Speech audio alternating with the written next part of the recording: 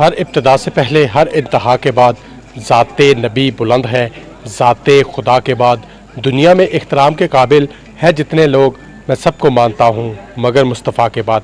नाज़रीन, मैं मिर्ज़ा कफ़ील बेग कैफ़ी आज तहसील दीना के इलाका हलीला आबाद में मौजूद हूँ, जहाँ एक फैमिली कब्ज़ा माफिया से तंग आकर सरापाए एहतजाज है। दीना के मोहल्ला हलीला आबाद में एहतजाज करते खानदान का कहना है कि हम रोजगार के सिलसिले में बैरून मुल्क मुकीम हैं। बाअसर अफराद ने जाली रजिस्ट्री करवा रखी है, जिससे उन्होंने हमारी कीमती अराजी पर कब्जा करने की कोशिश की और हम पर तशद्दुद किया, जिससे हमारा एक फर्द शदीद जख्मी हो गया। जो भी हमारी प्रॉपर्टी हमने बेची हुई है, सब पे सहन किया हुआ हमारे बुजुर्गों ने।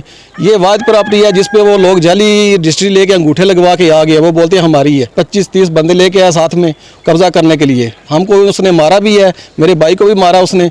ठीक है, उसके बाद वो पुलिस आई है, हमने वाईफाई पर कॉल चलाई है, पुलिस आई है, उन्होंने काम रोका। फिर साडे वालिद साहब अंगूठे नहीं सन लाते, वो सहन करते सन। इन्होंने अंगूठे जाली लवाए, जाली लवा के पेपर जाली बना के वो इधर आए।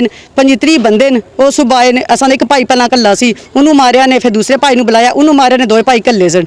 इतनी गली भरी सी बंदियां दी, उन्हें आके इन्होंने मारिया वै, फिर दीवारां सट छोड़ियां ने।